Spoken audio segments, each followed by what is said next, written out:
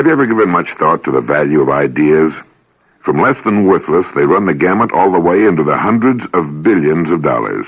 From the wheel to the zipper, fire to the home permanent, the bow and arrow to the H-bomb, electricity to the ion engine, each has been drawn from that bottomless, richest of all minds, the brain of man. Everything you and I will ever have will come to us as the result of the way we use our minds, the one thing we possess that makes us different from all other creatures. And the highest function of which our minds are capable is to think creatively. This is the kind of thinking that puts a fresh new face on the world, and all of our progress has come, now comes, and will come as a result of creative thinking, from using our brains creatively. But what is a brain? Well, it's a priceless resource that is given free to each human being at birth. It's as though the Creator said, "Here you are, you now have a copy of the creative agent that produced the plays of Shakespeare, bridged San Francisco Bay, and harnessed the energy and fire of the sun. I put it into your keeping for the span of your life. Do with it what you will." A British neurophysicist has said that if we were to try to approximate electronically an average human brain, it would cost $3 billion. That's the number 3 followed by 18 ciphers. And you and I each own one. Yes, you have a gold mine between your ears, your mind, your imagination. But for most of us, owning this greatest of all earthly possessions is like owning some great complex Chinese puzzle containing, at its heart, a jewel of great value. We have to find the secret key that will enable us to unlock the puzzle's treasure. Do you realize that nothing has yet been done perfectly? Everything in the world remains to be done or done over. A major magazine recently reported that 1 out of every 4 products advertised in a particular issue was little more than an idea or a project in experimental laboratories 10 years ago. Today, more money is spent for research and development in a single year than was spent during the first 150 years of our nation's history.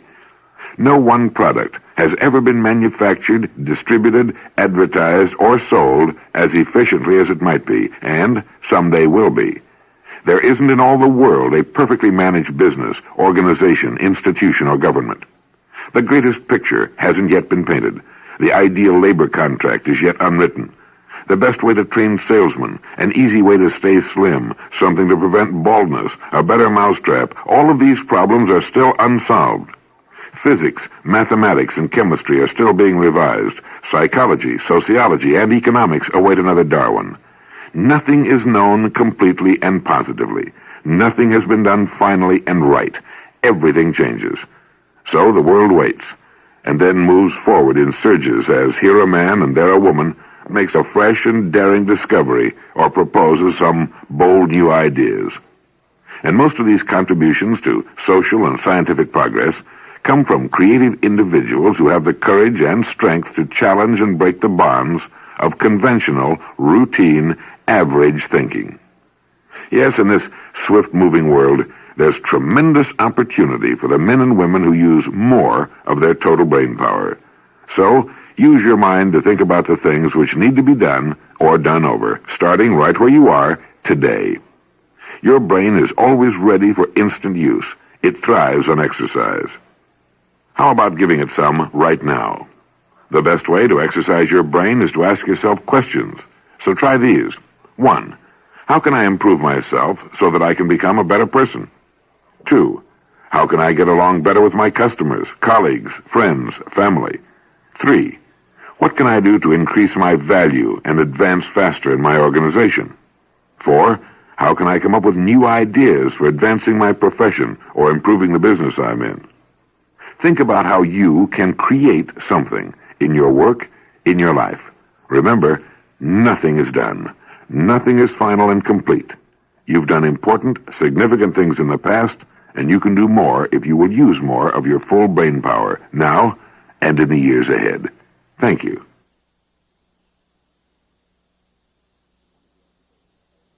One of the outstanding pioneers in creative thinking in America is Dr. Alex F. Osborne. He founded the Creative Education Foundation, which holds annual seminars at the State University of New York at Buffalo. Years ago, I became intrigued by Dr. Osborne's common-sense approach to the exploration of the mind, and had the good fortune to meet him, and then to teach his fine course in creative thinking. That was back in 1953. Well, since that time, I've worked to spread the word about creative thinking and have tried to make myself more proficient in the development and use of my own mental abilities. The results have more than repaid me for my efforts, as they'll repay any conscientious student and practitioner of this fascinating form of mental development. In an address at MIT, Dr. Osborne summed up as follows. "I will submit," he said, "that creativity will never be a science. In fact, much of it will always remain a mystery, as much of a mystery as what makes our hearts tick.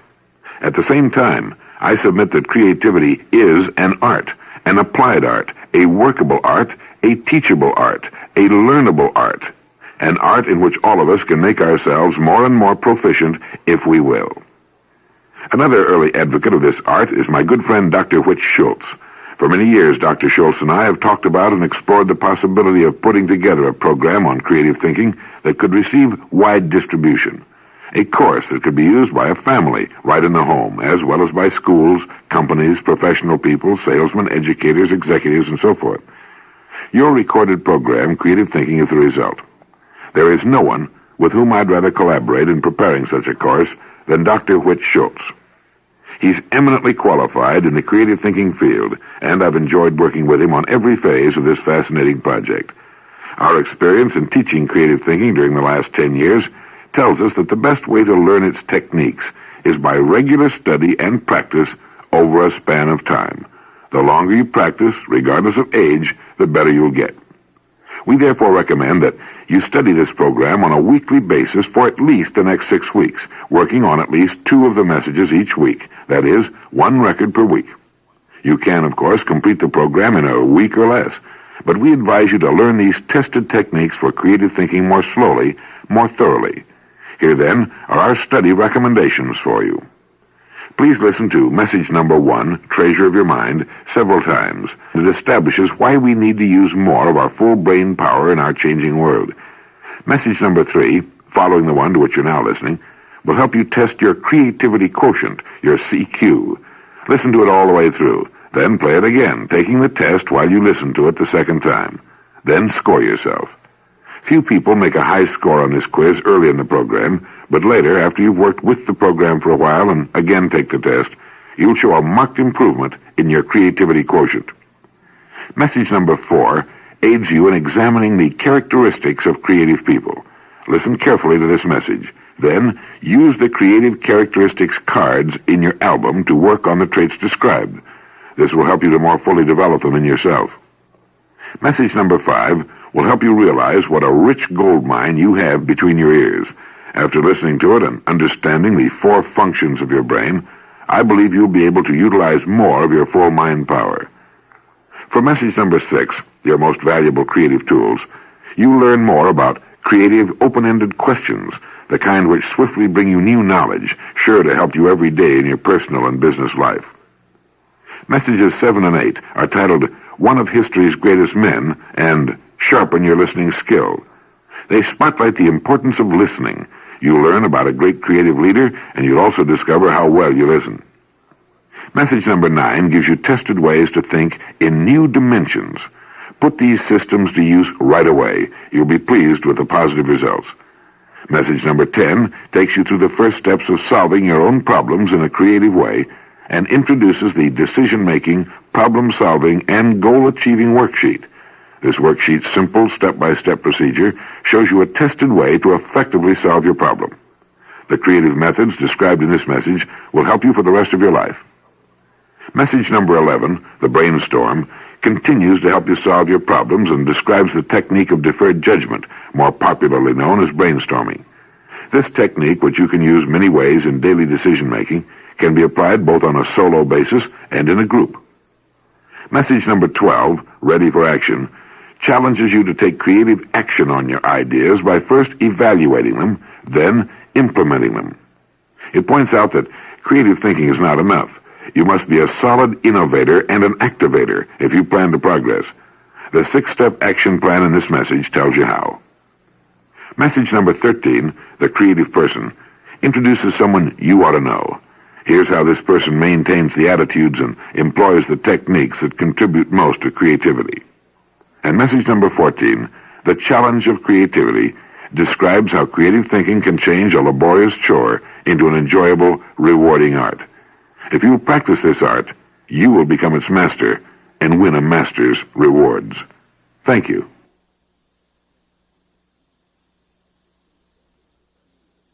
It's been established that creative people are intelligent, but conversely, intelligent people are not always creative. If you're typical, you're using only a fraction of your creative power, and the objective of this program is to increase your ability to use it. You're probably far more creative than you think. Like most of us, you've perhaps had at one time or another a test to determine your IQ, your intelligence quotient. But I doubt whether you've ever had a test to determine your creativity quotient, your CQ. Please get a piece of paper and a pencil. In fact, I recommend you always have paper and pencil handy. You'll find they're aids to creative thinking. Now, I'm going to read 16 questions, and as I do, please answer each one with yes or no, whichever honestly describes you best. You may want to listen to all of the questions first, then play the message again and answer the questions the second time through. Here's question number 1. Do you seek out and jot down ideas while listening to a speaker, chatting with someone, traveling, or just waiting in a reception room? 2. Do you take prompt and positive action on your better ideas? Do you do something with them? 3. Do you make it a daily habit to really use your eyes? Do you look at things carefully, thoughtfully? Do you absorb while you observe? 4. Do you ever ask yourself questions like these? How can I improve myself? How can I be more effective in my work? How can I help make my community a better place in which to live? 5. Have you ever written down your specific personal and business goals? 6. Do you spend some time each day purposefully reading or listening to others? 7. Do you make a steady effort to widen your interests and friendships? For example, do you read books or magazines outside of your field? Do you make new friends by taking an active role in church or civic groups? 8. Do you welcome ideas from everywhere? That is, do you encourage your family, friends, colleagues, and neighbors to share their thoughts with you? 9. Do you always try to understand something fully before you pass judgment? 10. Do you find yourself constructively discontented with the things around you? For example, do you often say to yourself, there must be a better way to do this, or how can I improve this? 11. Do you pick a time and place to think each day? No one has more time than you have. Each person is given 24 hours a day. Do you use any of this time for creative thinking or for just plain thinking? 12. Do you ever give away your ideas you believe might help someone? 13. Do you ever combine ideas or build big ideas from little ones? Do you ever adapt or associate ideas or modify, rearrange, or reverse the ideas you have? 14. Do you keep yourself in good mental and physical health, keep a bright outlook, and keep fit? 15. Do you consciously ask questions that require an explanatory answer rather than a simple yes or no? For example, do you try to ask questions which begin with these conversation starters? Who, what, when, where, why, which, how, and if? 16. What about your overall attitude toward life? Do you expect the best, and do you constantly search for it? All right, that completes the test. Now please add up all your yes answers. If you have between 11 and 16 yes answers, you have a positive attitude and many of the tools for creative thinking. You're well on your way to a high CQ. If you have between 6 and 10 yes answers, you've started up the creative thinking road, but you still have a way to go. In the sessions ahead, you'll be sharpening your creative tools, raising your creativity quotient. The objective of this session was to test your present level of creativity. I hope you did well on the test. If you didn't, don't worry. Your creative potential can be increased quickly and effectively by studying the principles you learn in this program and by conscientiously practicing the techniques of creative thinking. Thank you. In this message, I'd like to talk with you about the characteristics of creative people. Our studies show that certain characteristics are almost always present in the creative individual. And what are these characteristics? Well, here's a list of 25 of them. Now, no one man or woman has all of the traits I'll discuss, but the really creative people, the Socrates, Da Vinci's, Shakespeare's, Edison, Einstein, Schweitzer's, and all the others who've led us to where we are today, have had most of the following characteristics. So check yourself. Number 1, drive, the desire to work hard and long. 2, courage, tenacity of purpose, the mental and moral strength to venture and persevere. 3, goals, knowing what they wanted and going after it. 4, knowledge, a thirst for knowledge. They knew their fields. They constantly boned up on them. 5, good health. They kept physically and mentally fit. They exercised their bodies and, of course, their minds. 6, honesty. They were frank, forthright, honorable. They had integrity, and they were, above all, intellectually honest. 7, optimism. The great creative people were usually optimistic and positive. They believed in people, and they were cheerfully reasonable, trying hard to be part of the solution to a problem, not part of the problem. 8, and judgment. They exercised judgment. They searched for facts, evaluated them, tried always to understand first, then judge. 9, enthusiasm. They were enthusiastic. They were vital. They had a zest for life. They lived life fully. 10, they were chance takers. They didn't fear failure. They knew failure is often a stepping stone to success. 11, they were dynamic. They were energetic, always on the move. 12, enterprising. They courageously took on jobs others didn't want or couldn't do. They were never afraid to try the unknown. They were opportunity seekers. 13, they were persuasive. They knew how to sell. They knew what motivates people. They inspired action and backed it up with reason and sound arguments. 14, they were outgoing. They made friends easily, and they were easy on their friends. They encouraged people and ideas to grow in their presence. 15, they were good communicators. They had verbal skill and competence. They spoke fluently and interestingly. 16, they were perceptive. Their gateways to the mind were always wide open. Their senses were highly tuned to life around them. They were quick, acute, and sensitive. Their mental radar was always on. 17, they were both patient and impatient. Patient with others, most of the time, but always impatient with themselves, believing they could and should be doing more and doing it better. 18, and adaptable. They were resilient, not rigid in their thinking. They were intelligently flexible, adjusting quickly to changing situations. 19, they were perfectionists, always striving for the highest possible degree of excellence. They would not settle for mediocrity, particularly in themselves. They tried to be tolerant with others, but others knew they insisted upon excellence. 20, they had a sense of humor. They saw the lighter side of life. They laughed easily, enjoyed a good story, often at their own expense. 21, they were versatile. They were able to do many things and do them well. 22, they were curious, inquisitive, always asking why.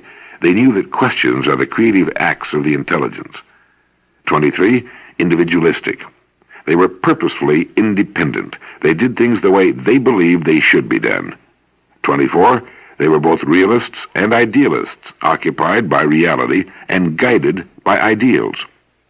25, and of course they were imaginative. They knew how to imagineer. They knew how to think in new combinations. They were able to conceive new relationships because of their curiosity and their habit of thinking outside the boundaries of conformity. They thought imaginatively, they judged wisely, and they got their best ideas into action. Well, those are 25 of the characteristics found in the most creative people. Again, let me stress that few creative people have all of these traits. Yet every creative person seems to have many of them in varying degrees. Each of these characteristics, one at a time, can be fashioned into a solid habit, and together they can become a living philosophy, a creative way of life. You already have many of these traits. My objective here is to encourage you to bring them out, spotlight them, polish them, hone them, and use them in your daily life. And here's how you can start making these creative characteristics a part of your life right now. Your record album contains 25 cards, each listing one of these traits. Spread the cards in front of you, study each one, and think negatively. That's right, think negatively. Take the card which lists your weakest creative characteristic and put it aside. Take another card listing your next weakest trait, and so on, until you've built a stack of 25 cards, weakest traits on top, strongest on the bottom. Start today and work on weak trait number 1. Work on it diligently for 1 week. Make it a part of your life. Next week, start on weak trait number 2. Keep going. Work on all 25 characteristics one at a time. Soon, all 25 will be a living part of you. You'll have studied, worked on, and put into action 25 different creative characteristics.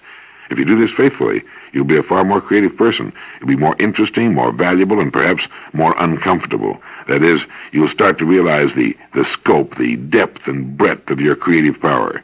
You'll see new horizons, new ways to solve problems, new ways to create, build, invent, and improve. Even more important, you'll begin to work and live closer to the highest level of your mind power, to realize fulfillment of your own potential. Thank you.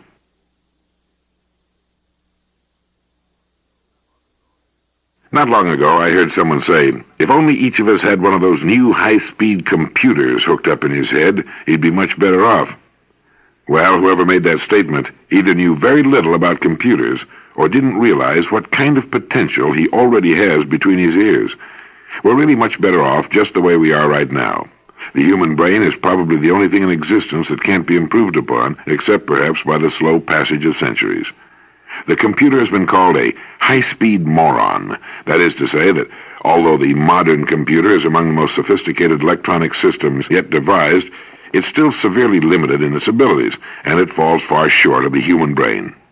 We have enormous mental powers and the intelligence to explore and utilize them. The computer can only carry out orders which are fed into it.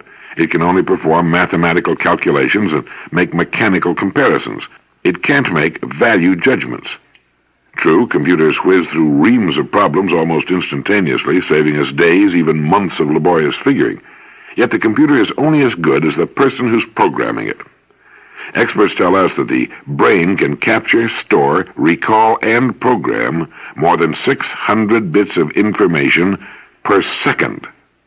In the course of a lifetime, this is an enormous total, billions and billions of facts and impressions. On the other hand, our latest computers can handle only a few million characters in their memory banks. A comparison between us and those electronic marvels finally boils down to this. We can think, the machines cannot, and that's a really significant difference. Now let's take a careful look at the brain. It has 4 basic powers. 1, the power to absorb, the ability to take in information, knowledge. We do this by looking, listening, touching, tasting, and smelling, by using all 5 of our senses and keeping the gateways of our mind always open. Number 2, the power of retention, the capacity to retain knowledge and recall it. Our brains are like endless rows of filing cabinets with relatively few packed file drawers full of all sorts of information. There's always much room for more. 3, the power of judgment, of logical thought. The more facts we feed our brain, the more able it is to reason and judge intelligently. And 4, the power of imagination, the ability to think creatively. With the first 2 powers, absorption and retention, we gather the raw material with which to think. And with the other 2, judgment and imagination, we evaluate old ideas and create new ones. Put another way, we have 4 switches in our minds. Turn on switch number 1 and we gather information. Switch number 2 snaps on our retentive powers. We retain and recall the facts that come in through the first switch. Number 3 clicks on our judgment. When it's on all the way, we think logically. And number 4 is the switch for imagination. With most people, this is the one that collects the most rust. When we were children, we used the imagination switch all the time, fighting imaginary bandits and flying make-believe airplanes. This is pure imagination. But as we grow older, we're seldom encouraged to use the imaginative power we spent our childhood cultivating. Instead, we're taught to conform, to take no chances, to play it safe, to follow the crowd. So switch number 4 soon gets rusty, and we find it difficult to turn it back on when we get older. Another thing, as we grew up, people had a way of making us feel uncomfortable when they saw us using imagination.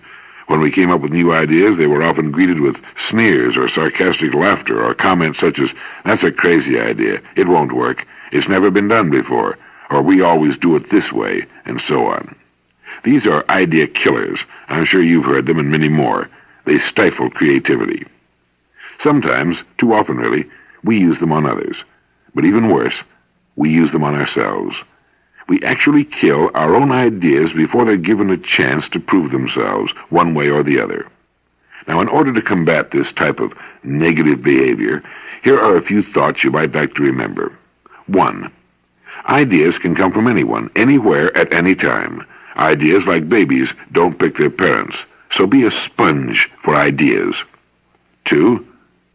Ideas, particularly in their early stages of development, demand care and attention. They can be crushed all too easily. And 3, ideas need encouragement, or rather, people need to be encouraged to think up ideas and communicate them to us. Try never to be guilty of uttering those idea killers. You can never tell when or where you'll find a good idea. So make it a point to create a receptive atmosphere around you. Let other people know you're interested in them and in what they have on their minds. Treat your ideas and the ideas of others with extreme care. Let people and their ideas grow in your presence. When you do, you're using your 4 brain powers the way they were meant to be used. You're thinking creatively. Use your wonderful mind to its fullest. It won't wear out. Our brains thrive on exercise. It might not be a bad idea to try out all 4 of your creative switches today. I mean the absorption, retention, judgment, and imagination powers we've been talking about. This evening, for example, you might pick a subject that's important to you, read about it, or talk with someone who's well informed about it. Absorb all you can. Recall from your memory all the information it contains on this subject. Get these facts down on paper.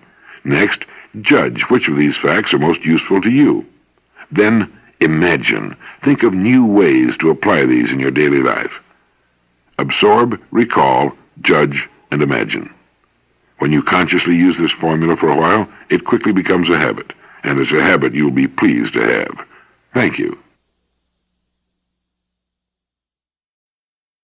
Creative people are invariably intelligent people, and they're curious about themselves, those around them, and the world in which they live.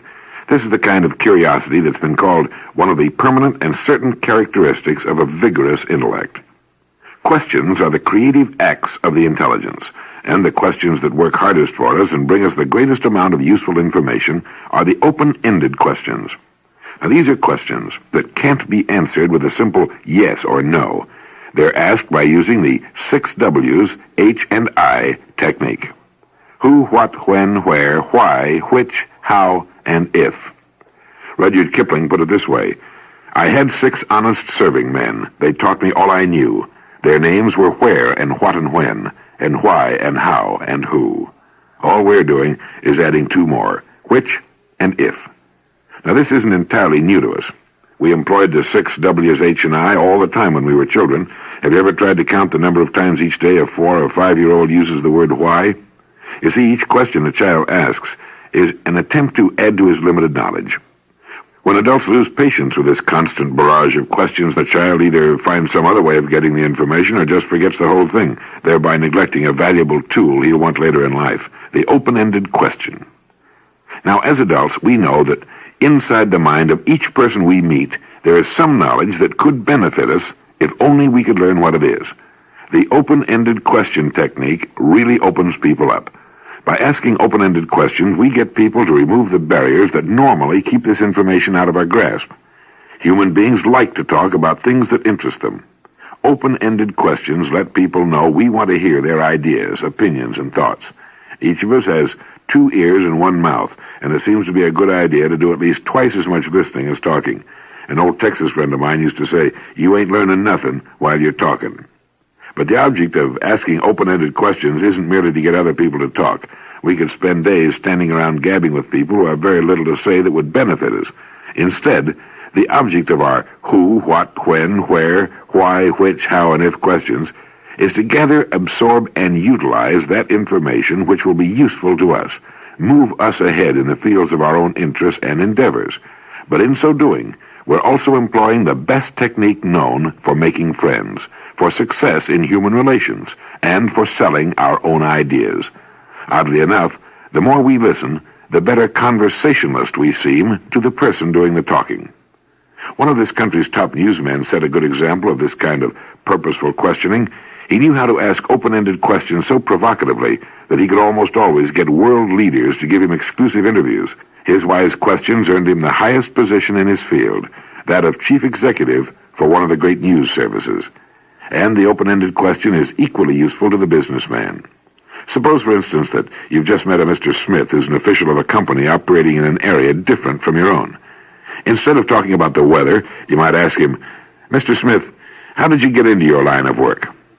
Here's a man who obviously has some degree of success in business, so you stand an excellent chance of learning something that will be useful to you. One of the best salesmen I know uses open-ended questions to great advantage when he's talking with a prospect. Instead of saying, "We make the best thingamabob in the world," he asks, "Mr. Prospect, when you buy thingamabobs, what features are most important to you?"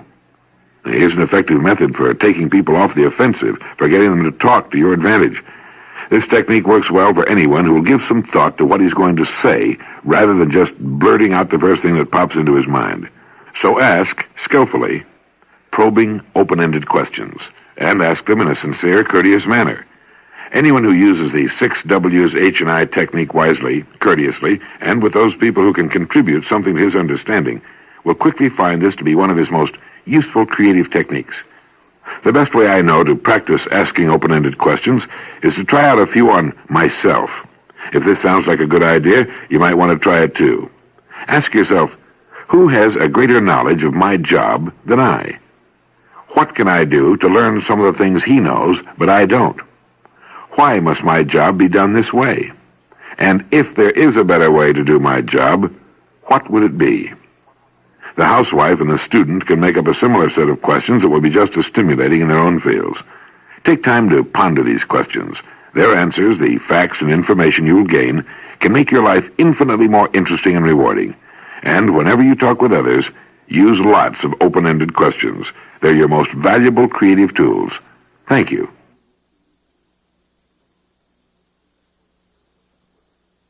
Let's work on your listening ability.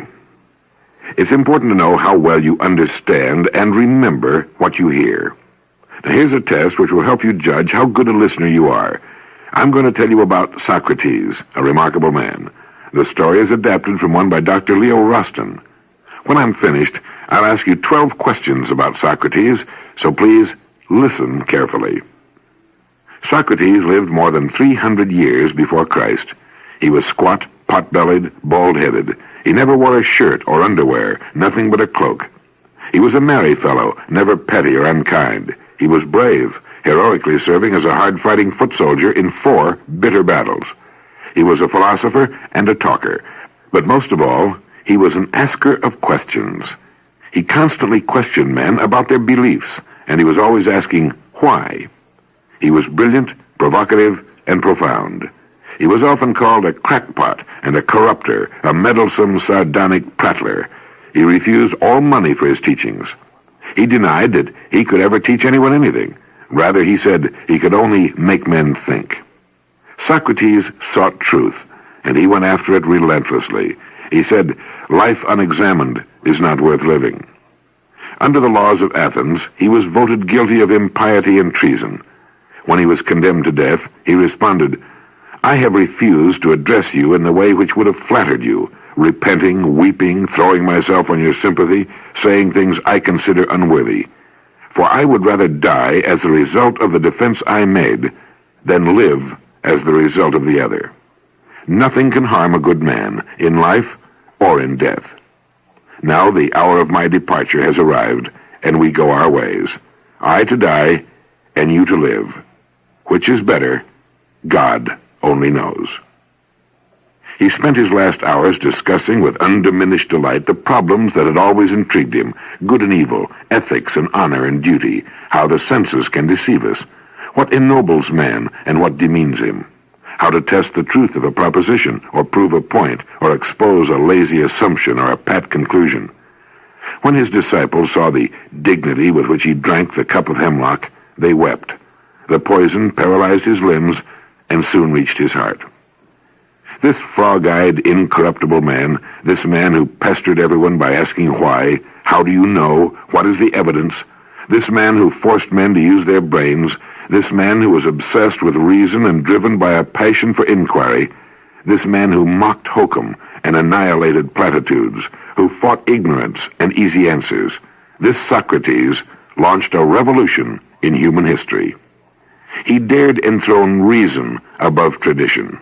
He taught men the marvelous victories that can be won by the free mind alone. He preached that honor lies not in obedience to authority, but in the fearless pursuit of truth, and in propagating the idea that truth is above politics and conscience beyond law. The finest in all of us, from St. Paul to Martin Luther to Einstein and Schweitzer, is descended from this ancient, noble Greek. The questions he raised dominated philosophy for 2,000 years. According to Dr. Roston, the Socratic method of questioning and teaching has never been surpassed. And wherever men today pursue truth, or are ready to die for intellectual freedom, wherever men assert the holy right to think, to argue, to challenge, to debate, in the conviction that life unexamined is indeed not worth living, they're following the example of that ugly saint who never wrote a word. His ideas were immortalized by Plato, who called him the bravest, wisest, most just man of all we know. Yes, Socrates was quite a man, a really creative genius, loved and hated, but never ignored. He made people think, and that's not always a popular thing to do. As I mentioned at the beginning of this message, it's important to know how well we understand what we hear. In order to find out how good a listener you are, I'm going to ask you 12 questions about Socrates. All the answers are found in the story. Now, with your pencil and paper, jot down your answers to the following questions. Ready? Here are the questions. 1. When did Socrates live? 2. Describe his overall appearance. 3. What was his attitude toward life, merry or melancholy? 4. How many battles was he in? 5. What word did he use most in his questioning role in life? 6. What did his enemies often call him? 7. What was Socrates found guilty of? 8. What did Socrates say about life? 9. How did he die? 10. What writer did I quote in telling the Socrates story? 11. How much writing did Socrates do? And 12. What famous philosopher called Socrates the bravest, wisest, most just man of all we know?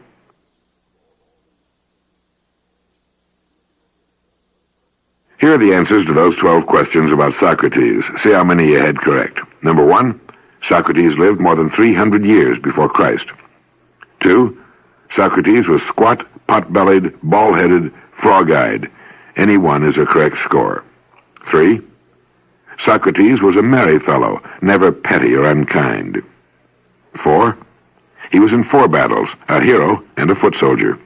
5, why was the word Socrates used most? 6, his enemies called him a crackpot and a corrupter, a meddlesome, sardonic prattler. Count yourself right if you had any one of these. 7, Socrates allegedly violated the laws of impiety and treason. 8, Socrates said about life, life unexamined is not worth living.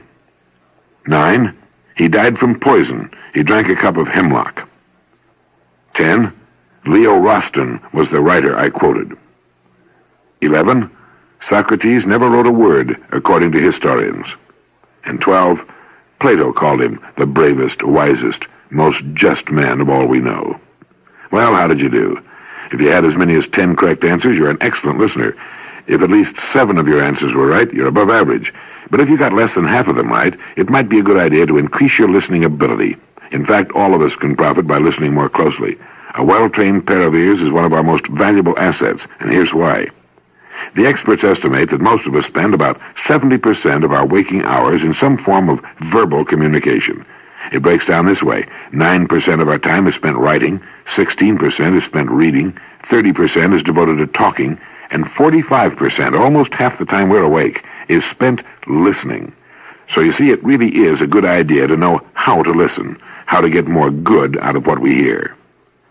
While you've still got your pencil handy, you may like to make some notes on some ways to increase your listening power. The first suggestion is to recognize the importance of skillful listening. If we don't realize it's worthwhile to hear more of what people say to us, there's no reason to bother improving this creative power. Second, we should pay attention. Now, while this may seem too obvious even to mention, it's surprising how many people try to fake their attention, and it's awfully embarrassing when they get caught at it. While listening to someone, we should look at them squarely in the eye is always best, and give them the attention and respect we appreciate so much when we're speaking. If instead of listening to a person, we're trying to figure out what we're going to say next, we can't possibly keep up with what that person is telling us. Third, we should keep alert to the speaker's gestures and facial expressions. Empathy is one of the outstanding marks of a good listener. None of us likes to talk with someone who persists in wearing a deadpan expression, so try smiling occasionally and nodding agreement. This tactic is just as positive as a yawn is negative. Fourth, we ought never to rule out any topic of discussion as totally uninteresting. Creative people are always on the lookout for new and different information. While we may rightly classify some topics as drivel, gossip being one candidate for this list, it's wise to be sure the subject is not worthwhile before tuning it out. Keep your mind open to new ideas. They're all around you, and many of them will come by way of the spoken word. Fifth, avoid prejudging the speaker. Pay attention to what he's saying rather than the way he says it. Closed-mindedness and jumping to conclusions might well come under this heading. An excellent example of prejudging and missing the point entirely occurred about 100 years ago when a brilliant speech by Edward Everett, which lasted some 2 hours, was followed by another delivered by a gangling giant of a man who spoke only 10 sentences. When he finished, there was a smattering of polite applause. But what that battlefield crowd had just listened to and not heard, had dismissed completely because of the second speaker's brevity and awkward manner, was the Gettysburg Address. Here's the sixth suggestion for increasing your listening power. Take brief notes while listening. When these are reviewed later, they jog the memory and bring back to mind the speaker's main points. Here again, you can see the value of keeping a pencil handy. Seventh, look for the speaker's purpose, what he's trying to get across. Search for his main ideas and distinguish facts from fiction. Eighth, we should beware of our emotional deaf spots that have a tendency to turn off our hearing. These are often words or ideas that strike us the wrong way. If we know of such deaf spots, we can begin removing them by defining the word or idea that's bothering us, analyzing the matter completely, and discussing it with a good friend or a member of the family. Once we realize that a situation like this exists, it's relatively simple to cure it. Ninth, be observant. Listen for areas of mutual interest and resist distractions. You know, while our minds can think at a speed of 500 words per minute, we normally talk at about 125 words a minute. There are three things we can do to keep our rapid thinking concentrated on what's being said. First, weigh and evaluate the material as we listen. Think more about it. Second, think ahead, anticipate the next area to be covered. And third, think back, recapitulate. A quick recap helps our memory. It greatly increases our retention of what we've been told. 10th and finally, discuss the skill of listening with your business associates, your friends, and your family. By talking about things that are important to us, we reinforce and amplify our own understanding. Good listening pays high dividends in business, socially, and in our personal lives. Well, there they are. 10 suggestions to help you sharpen your listening skill. I hope you've made notes on them, and that you put them to work for you from now on. And in summing up, you might like to remember the golden rule of listening. Always listen to others as you would like them to listen to you. As a bonus, it's amazing what this will do for your popularity with others. Good luck and happy listening. I hope you're enjoying these sessions and finding them interesting and useful. I also hope you'll listen to these records repeatedly until you assimilate the information in them and make it a part of your working knowledge. You know, experts tell us that we retain less than a quarter of information we hear only once. But if we listen to something, say, 6 times, we can retain and use a great deal of it.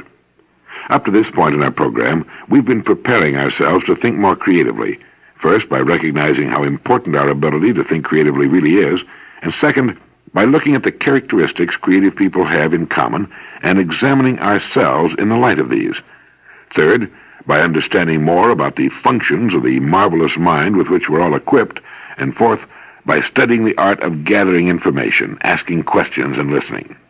Now we're ready to examine the best techniques for using our creative faculties more effectively to solve problems, make decisions, achieve goals, and better fulfill our ultimate responsibility as human beings, to think. Have you ever considered that you can think in various ways? Let's look at some ways to think. First, think association. An example of thinking association is that the best way to remember names is to associate them with familiar objects or words. Two more examples of thinking association are the key word and the association list techniques. The key word technique is used by people who want to remember a series of ideas. They join the initial letters of the idea words together to form a simple key word. By remembering the key word, they can recall the whole series of ideas. An association list is used by memory experts to recall prodigious lists of articles by associating each one with another article in a previously memorized list. The creative person is forever associating ideas and continually searching for associative relationships. Next, think combination. Almost everything in nature is a combination of elements. You're quite a combination yourself. Scientists calculate that if the energy in the hydrogen atoms of your body could be utilized, you could supply all the electrical needs of the entire country for nearly a week. A DuPont scientist says that the atoms of your body contain a potential energy of more than 11 million kilowatt hours per pound. Each of us, then, by this estimate, is worth about $85 billion. Give or take a few million. A simple pencil is a combination of wood, carbon, rubber, paint, metal. Consider the combination of things that make up the record player here. A few more examples might include ham and eggs, pie a la mode, radio, TV, and record player combinations, and orbiting satellites combined with microwave telephone relay stations. Somebody dreamed up the idea of combining comedy and music, and musical comedy was born. You can come up with some really great ideas by finding new combinations yourself. Everything you see, hear, touch, taste, and smell during the day offers opportunity to consider new combinations. When you brush your teeth, you might think of a toothbrush that contains the toothpaste in the handle. You might combine your mirror with a motto reminding you to start the day right. It might read, "How can I increase my service today?" Or, "Today is the only time I've got. I'll use it well." So let's think combination. Next, think adaptation. Burlap fabric, originally used for making gunny sacks, has been adapted for drapes, wall covering, and stylish dresses. Some salesmen were thinking adaptation. Airplane seat belts have been adapted for use in automobiles to bring new safety to highway driving. The phonograph record and motion picture, originally developed for entertainment, are today adapted for instruction and education. Rocket motors, which were developed to propel atomic missiles, have been adapted to lift peaceful space vehicles into orbital and interplanetary flight. During the next year, you're going to see the result of people thinking adaptation and coming up with ideas worth thousands of dollars. Why couldn't one of these people be you? The only limit to what you can achieve by adapting old products to new uses, old methods to new applications, is the limit of your own creativity. Next, think substitution. When you think substitution, you ask yourself how you might substitute a different material or thing for the one now used. For example, plastic is used as a substitute for wood and metal. Aluminum is a substitute for other metals. Stainless steel is often substituted for chrome. The transistor often replaces the vacuum tube. Old, weathered planking can be used as a substitute for a conventional wall in a family room or study with dramatic and interesting effect. In short, don't assume that because a particular thing has always been used in the past that you have to use it now. Perhaps there's a substitute that will work better, or last longer, or cost less, or be lighter, or more colorful, and so forth. Let's think substitution. Next, think magnification. Think big. Example, skyscrapers, the Pentagon, king-size soft drinks, giant economy-size packages. What do you work with that might be made larger? Or think minification. Think small.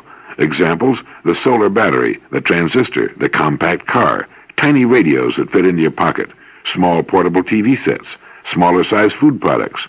How about the bikini? That's certainly thinking small. And now to keep your mind moving, think rearrangement. That is, turn things around, backward, upside down, or inside out. An interesting example of this was when someone came up with the idea of putting the mink on the inside of a woman's coat. All the warmth, luxury, and status of full-length mink in a casual coat. And it's nothing more than a mink coat turned inside out.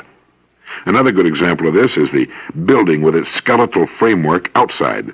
The building is suspended inside. Insects have their skeletons outside. We have ours inside. They both work fine. What do you work with that can benefit from this kind of thinking?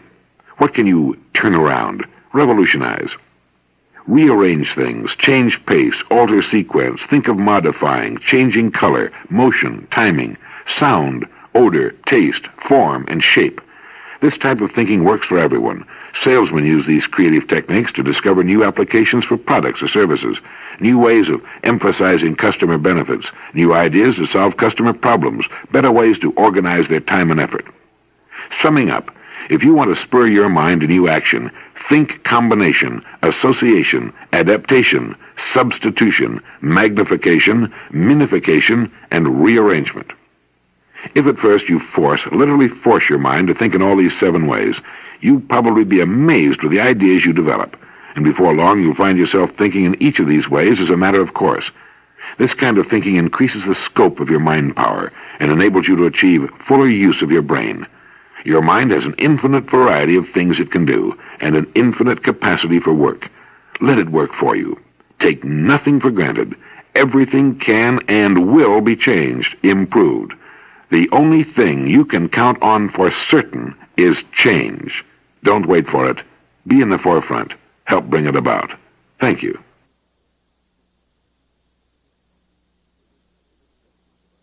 In this message, let's talk about the worksheet for creative problem solving included in your record album. You may wish to refer to it as you listen. This special form, which you'll find valuable in solving any problem, was prepared especially for creative thinking. But first, let me ask you a question.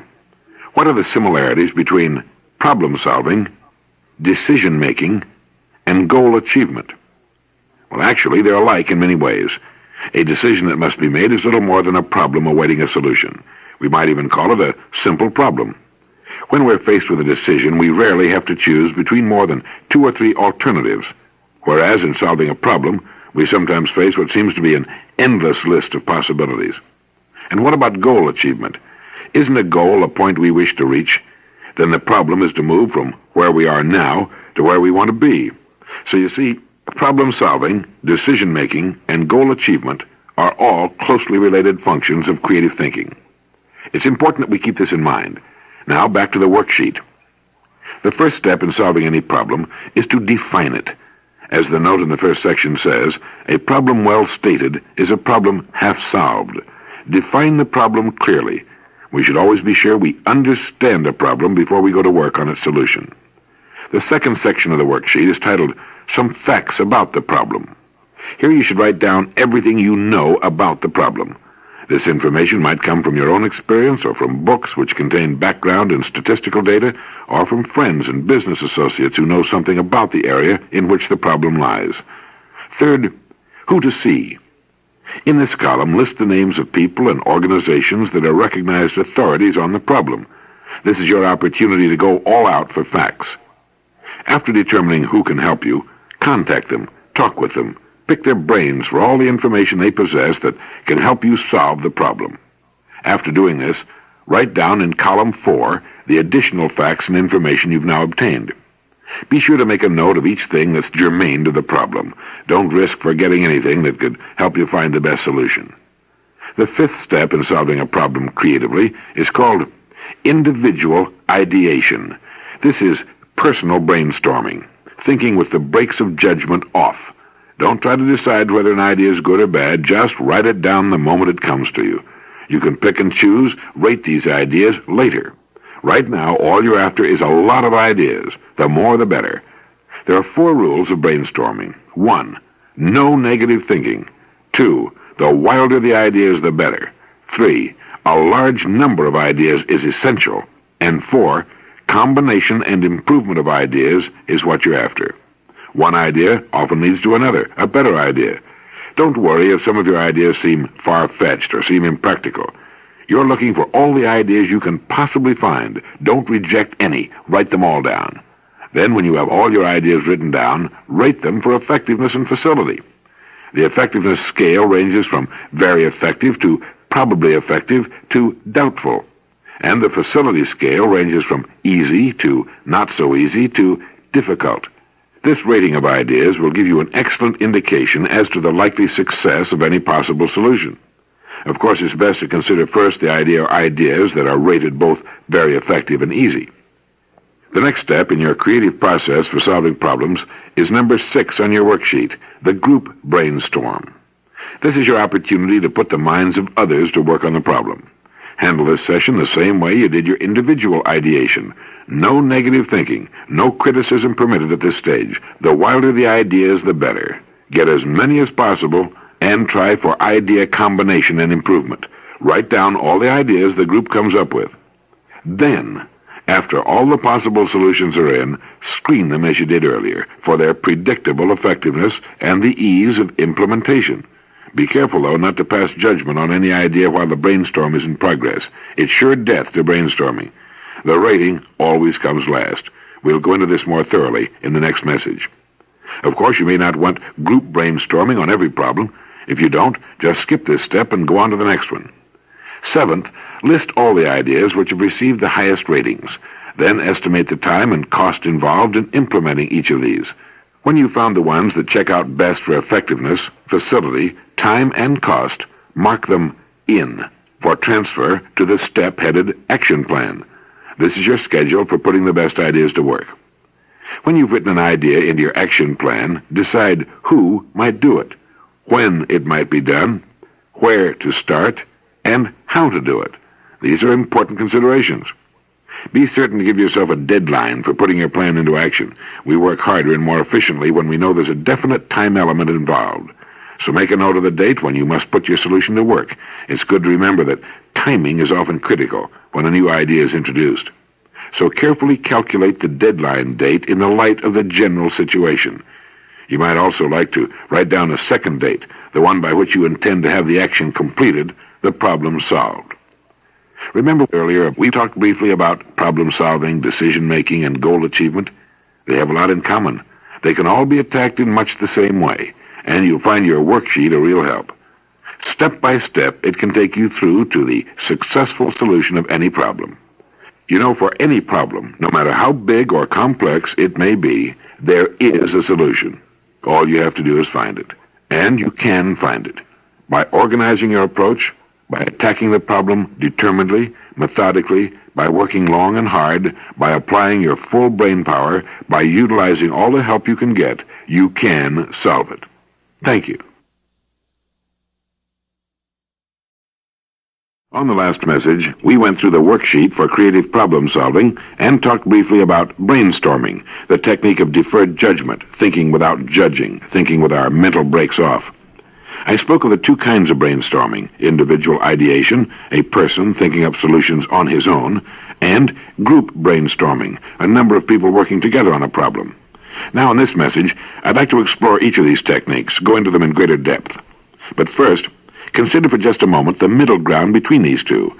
This is the situation in which two people work together in creative collaboration and idea improvement. There are many good examples of this, ranging from Madame Curie and her husband to Rogers and Hammerstein. This team of two technique often works on the spark plug and brake system. One half of the team may be the thinker-upper, and the other half the toner-downer, the judge. So that's the middle ground, the team of two technique. It's productive, and I recommend you use it whenever you can. You might ask your wife or husband, a business associate, or a good friend to be the other half of the team. This kind of collaboration is a good way to prove the old saying that two heads are better than one. In this middle ground example, the team of two technique, I mentioned that one collaborator frequently acted as the thinker-upper, the spark plug, the other as the toner-downer, the brake. This is not brainstorming. In brainstorming, there are only thinker-uppers, only spark plugs. There are no toner-downers, no brakes, no critics, no judges, until all the ideas are in. Now let's get back to the solo method of brainstorming, the one we'll call individual ideation. As I said previously, your first step toward the solution of any problem is to define it clearly. The definition should be as succinct, as simply put as you can possibly make it. I suggest that you think about your problem until its nature and limits are so clear in your mind that you can easily write down the complete problem in one simple statement. A good working definition gives you a clear target at which to shoot. After your problem is well defined, you can then start your own personal solitary brainstorm, your individual ideation. Come up with and write down as many ideas, as many possible solutions as you can think of. This may not be easy at first. Very few things are the first time we try them, but it can be done. It takes enthusiasm, concentration, and perseverance to find the best ideas to solve a problem. When you start getting some ideas down on that sheet of paper, you'll find these ideas will enable you to come up with more, and they in turn will generate still more ideas. This is the kind of chain reaction that really gets things going creatively. Remember, you're striving now only for a quantity of ideas. Don't worry about quality. That'll come later. In fact, the development of quality is inevitable. Your best ideas seldom come first, so don't hold back. Go all out and keep going. Just as a navigator increases his chances of hitting his target with every additional bearing he takes, so do a large number of ideas increase the odds in favor of your hitting upon the best solution to a problem. Strive for variety in your ideas. When you've put down as many as you can think of, try asking yourself, all right, what's next? The French novelist Stendhal stated the case for quantity over a century ago when he said, I require 3 or 4 cubic feet of new ideas a day, as a steamboat requires coal. So try anything and everything, and be sure to write down every idea you get. One of this country's most imaginative inventors, Charles Kettering, worked for 6 years developing his new diesel engine. He tried first one approach and then another until, as he said, the engine finally told us exactly what it wanted. In the same way, your problems may very likely pick their own best solutions if you'll just give them enough choices, a large enough quantity and variety of ideas. Well, that's individual ideation, your own private brainstorm. Let's move now to group brainstorming. This is the technique in which a number of people hold a meeting with a single purpose in mind, to think up together as many ideas as possible in order to solve one well-defined problem. Between 5 and 10 participants seems to be the best size for such a gathering. It's a good idea to let each member of the brainstorm know in advance of the session the problem to be worked on. Be sure they have as clear a written statement of the problem as you can possibly provide. Knowing the problem, each of them can spend from a few minutes to a few days in personal research and individual ideation before the meeting. When the brainstorm group gathers, make sure each member has a pad and pencil with which to capture ideas he might otherwise lose before he gets a chance to present them to the group. Have someone present to take notes, to record every idea that's produced. Later, these notes should be transcribed and passed along to the brainstormers for further improvement and combination of the ideas. Always have a leader, but keep the brainstorm as informal as possible. Encourage everyone to speak up. Before starting, it's helpful to run briefly through the 4 rules for brainstorming. 1. No negative thinking allowed. The wilder the ideas, the better. 2. Suspend judgment. The ideas will be judged afterward. 3. You want the largest possible quantity of ideas. And 4. Combination and improvement of ideas is what you're after. Then, let the storming begin. Attack the problem from all sides and without let-up. You'll find there's a chain reaction that takes place when the ideas start flowing, like a string of firecrackers going off, one right after the other. It isn't unusual for 10 people to come up with 100 ideas in half an hour, so expect results. Studies of the brainstorm technique show that a given number of people working together on a single problem will be more than 50% more effective, come up with at least half again more ideas than the same number of people working individually. Along with the chain reaction, one idea leading to another, there's a friendly rivalry and personal interaction that increases individual performance in a brainstorming session. Well, there they are, 2 excellent methods for finding the best solution to a problem: individual ideation and group brainstorming. Both are based on the amazingly simple procedure of thinking things up, writing them down, improving them, and judging them only after all the ideas are in. The secret of this system's effectiveness lies in the number of ideas it generates. Thomas Edison said, "I'll try anything. I'll even try Limburger cheese. So try anything, try everything, and write it all down. That's brainstorming, and it gets results." Thank you.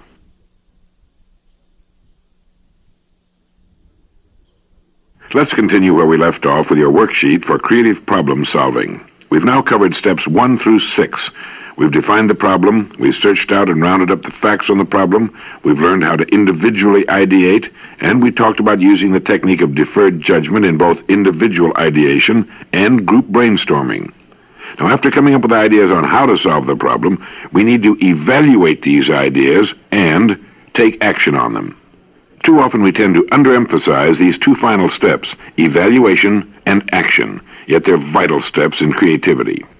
Ideas need to be rated carefully before they can be implemented. There are many scales we can use. Among the most useful are 2, effectiveness and facility. First, how effective a solution to the problem the idea is likely to be, and second, how easy or how difficult it might be to put the idea into action. So after looking over all your ideas, first rate them according to how effective you can reasonably expect them to be, very effective, probably effective, or doubtful. Then rate them for facility or ease of implementation, easy, not so easy, or difficult. Effectiveness and facility make a good two-way screen for your brainstorm ideas.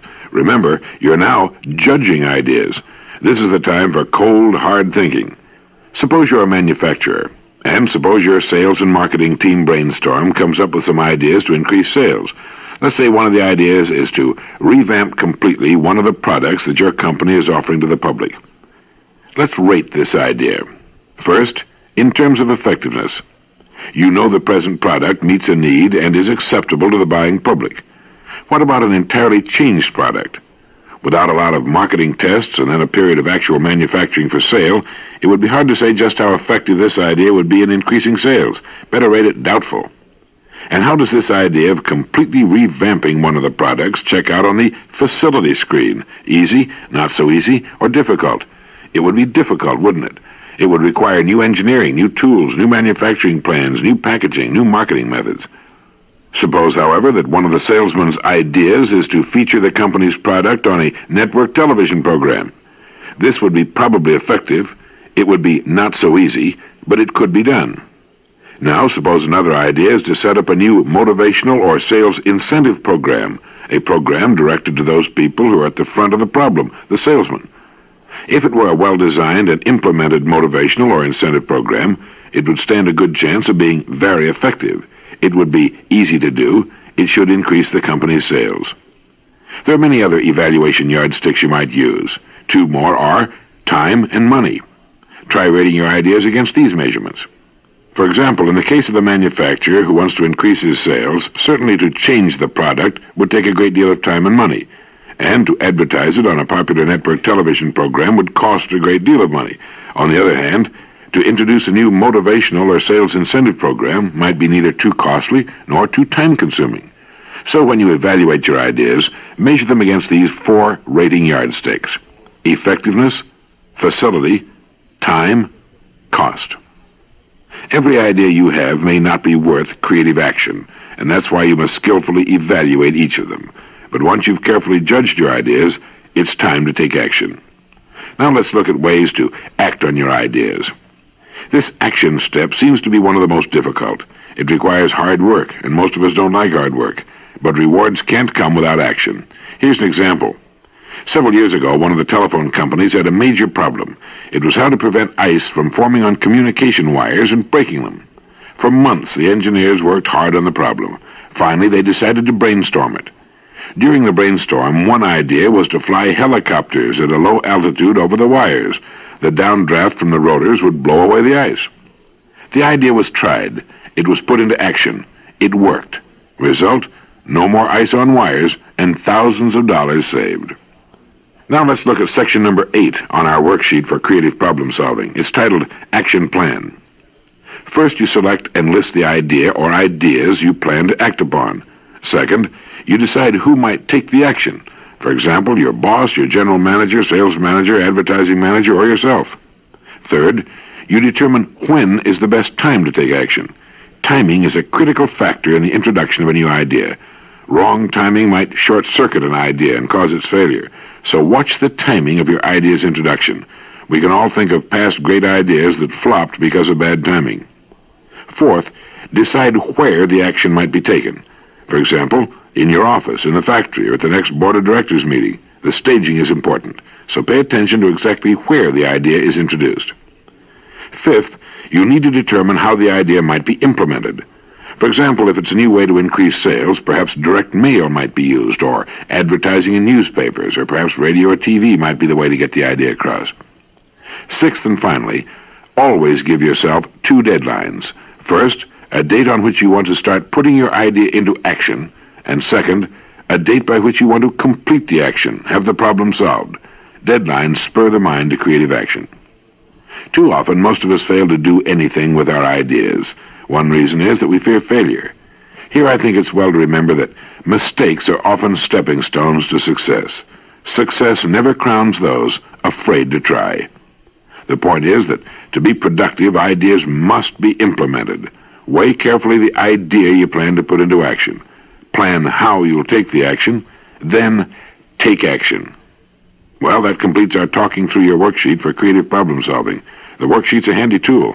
It helps you to think, both creatively and judiciously, and it also prods you into action, and that's good. Thank you. We've found that creative people, though they may be dissimilar in many respects, have certain attitudes and employ certain techniques to their own benefit and to the benefit of us all. Some reminders of these techniques and attitudes have been supplied for your personal use. They're in the last section of your album. I'd like now to use these techniques and attitudes as the basis for a descriptive sketch of a creative person. As we go through this verbal sketch, I'd like you to think about this person. Where and when have you seen him or her? Is this a person you know at work or in your neighborhood or right at home? It'll be helpful to listen to this message frequently and be reminded of these techniques and attitudes which, if practiced regularly, will result in your living an even more creative, rewarding life. Another good idea is to project the image of the creative person on your own actions, then judge for yourself what areas could stand some improvement. First of all, the creative person realizes that his mind is an inexhaustible storehouse. It can provide anything he earnestly wants in life. But in order to draw from this storehouse, he must constantly augment its stock of information, thoughts, and wisdom. His mind gives him ideas, and ideas solve problems. The person we're talking about has a carefully thought out and clearly defined set of goals toward which he's working. By knowing where he's going and determining to get there, he gives meaning and purpose to his daily work, to everything he does. He never wastes time just drifting. He's always in control of his life. The creative person knows his brain thrives on exercise, so he uses a part of each day for thinking imaginatively about 3 things: himself, his work, and his fellow man. By asking himself questions involving these 3 areas, he's prospecting in the richest gold mine ever known, and the answers to his questions are often ideas that he can put into immediate action. He reaches out for ideas. He respects the minds of others, gives credit to their mental abilities. Everyone has ideas, they're free, and many of them are excellent. By first listening to ideas and then thinking them through before judging them, the creative person avoids prejudice and closed-mindedness. This is the way he maintains a creative climate around himself. You know, ideas are like slippery fish.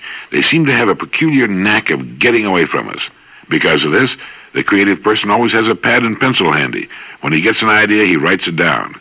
He knows that many people have found their whole lives changed by a single great thought. By capturing ideas immediately, he doesn't risk forgetting them. And these captured ideas are deposited in idea banks, 8.5 by 11-inch envelopes which are labeled with topics of interest.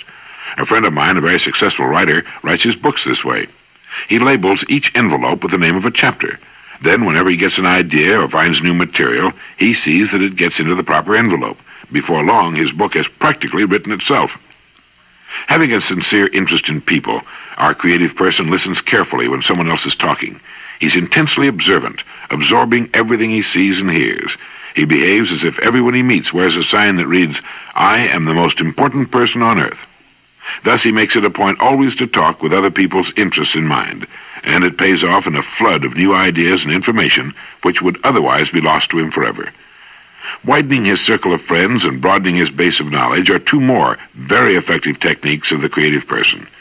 If he's staying at a hotel where there's a convention not allied to his own work, he'll drop in on it, make new friends, and listen for ideas that might help him. He's always looking for better ways to do his work and live his life. The creative person anticipates achievement. He expects to win, and the above-average production engendered by this kind of attitude affects those around him in a positive way. He's a plus factor for all who know him. You know, problems are challenges to creative minds. Without problems, there'd be little reason to think at all. Welcoming them as normal and predictable parts of living singles him out as an above-average person. He knows it's a waste of time merely to worry about problems, so he wisely invests the same time and energy in solving problems. He has an organized approach to problem solving. It might involve the 8 steps described in your worksheet for creative problem solving. He can even avoid problems by anticipating potentially troublesome areas and doing something about them before they turn sour on him. The research and development departments of many leading companies are constantly involved in exactly this sort of advanced planning. The creative person knows the value of giving himself and his ideas away. He's a go-giver as well as a go-getter. The hand that gives always gathers, and doing things for other people is a vital part of his way of life. When the creative person gets an idea, he puts it through a series of steps designed to improve it. He thinks in new directions. He builds big ideas from little ones, new ideas from old ones, associating ideas, combining them, adapting, substituting, magnifying, minifying, rearranging, and reversing ideas. He steers clear of mind weakeners, noise, fatigue, needless worry, unbalanced diets, overindulgence in food or drink, and people with negative attitudes. He asks polite, probing questions that bolster the ego and expand the mind. Questions are the creative acts of the intelligence, and he uses them often and to everyone's advantage. And the creative person uses his spare time wisely. He knows that many of the great ideas, books, and inventions were conceived during the creator's spare time. We all have the same number of minutes in a day, and the creative person values each one of them. Do you recognize the person in this message? Well, he's someone you ought to know. As you use the suggestions and creativity aids you've learned in this program to further increase your personal potential, I believe you'll soon discover this person's identity, and you'll be pleased with your own enhanced ability. Thank you.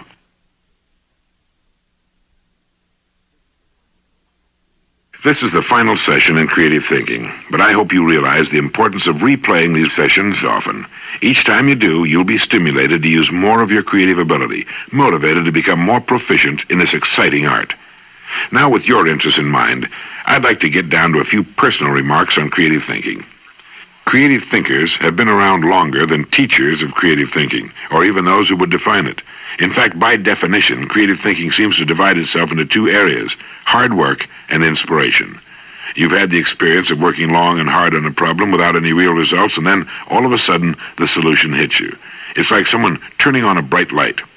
But this wonderful experience almost never comes without our first preparing the way, and that's where the hard work comes in. Those who give up in frustration simply fail to understand that this is the way the mind operates. It's the methodical striving that makes possible the illuminating flash of insight. Everyone can be creative, but it seems that only a few know they can or realize the success and satisfaction that come as a result of being more imaginative and more energetic in their thoughts and action. We have a tendency to go along, a tendency not to question something once it's been established as satisfactory. Let's find an example. Here's a down-to-earth one. How do you scramble eggs at your house? Have you ever tried mixing a dash or 2 of bitters in with the raw eggs, maybe a couple of good squirts of Tabasco sauce, or first sautéing some chopped onions and green peppers and then pouring in the beaten eggs, and just before they're done adding diced fresh tomatoes? This makes fixing scrambled eggs more interesting, and it makes eating them a great deal more satisfying. Now, if this kind of thinking can change cooking from a laborious chore into a creative, rewarding art, think what it can do in countless other fields of endeavor, including your own. Just as I challenge the way you scramble eggs, challenge at least in the back of your mind everything you're still doing as you used to do it, or as your mother or father or great-great-grandfather used to do it. Most people today agree that the once fervently spoken line, "What was good enough for my father is good enough for me," was a fatuous, absurd remark. What was good enough for Dad is not good enough for us today, and what's good enough for us won't be good enough for our youngsters. That's the way this old world improves itself, and that's the way it should be. A leading businessman has said, if you're doing anything this year the same way you did it last year, you're in serious trouble. The trouble might not come from the way you're doing things, but it very likely will come unless you maintain a constant awareness of the necessity, the inevitability of change. In this program, we've given you the creative thinking methods developed by the best minds in this field. Creative thinking is a learnable skill and a practical art. But creative thinking, by its very nature, resists perfect definition and rigid rules of conduct, as does music or painting or any other art. Becoming accomplished at any art takes practice and more practice, years of it. You can start practicing it right now. You can make it one of your most valuable assets now and from here on out. And if you'll continue to practice it every day of your life, you'll become a master at it and win a master's rewards. Maybe it doesn't make any difference if you still lace your shoes the way you've always laced them, but it does make a difference if you don't challenge the way you lace them or why you lace them. Just such a challenge changed the shoe industry, and today a good many men's shoes are made with no laces at all. So, form the habit of really thinking about, of questioning everything you do, everything you see. Some people can walk by an empty lot for years without giving it a second thought, without really seeing it at all. But one man will see it not as a vacant lot, but as a beautifully landscaped property sporting a handsome new office building. He'll do something worthwhile for his community and probably make himself a fine profit in real estate. When you ask yourself why the steering wheel on your car is round, it's not necessarily because you want to invent a square one. It's because you're practicing your art, the art of creative thinking. You're sharpening your mind and encouraging it to perform the highest function a human being is capable of, deliberate creative thought. Then, when you apply your art to your work, to your home and family and friends, your mind flashes out of its scabbard like a finely tempered steel blade, probing, seeking, penetrating through the old to the new that lies just under the surface. Creative thinking is an exciting pursuit. It's exhilarating, and it makes for a wonderful conversation at the dinner table, while riding in the car, at any time. In the evening, your creative awareness might result in you asking yourself, why am I sitting here like a mesmerized chicken watching people kill each other from the backs of horses on my television screen? Isn't there something more interesting, more rewarding I could be doing with a part of this time? Isn't there a subject I'd like to know more about? What about that book I've been meaning to read? You know, 1 hour a night adds up quickly to a really enormous amount of time. Time is one of the few things man can't buy more of, and it's a good idea to use all of it as wisely as we know how. When you get an idea you think is good, hang it up on an imaginary hook and walk all the way around it. Look at it from every angle, poke it, pull it, twist it, stretch it in new directions, try to improve it. If it's an idea you can't use, give it away and get another you can work with. Ideas are free, yet they're the most valuable commodities known to man, and the great ideas ennoble the minds that conceive them. Make creative thinking a normal part of your life and attitude, and you'll find your world being filled to the brim with wonderful new interest. And one of these days, you're going to get the idea that will make a really substantial contribution, one that will revolutionize your life. For it'll be an idea that will make the world a better place because you happen to live here for a while. In the meantime, just looking for that idea can be a challenge, an inspiration, and a lot of fun. Good hunting and good creative thinking.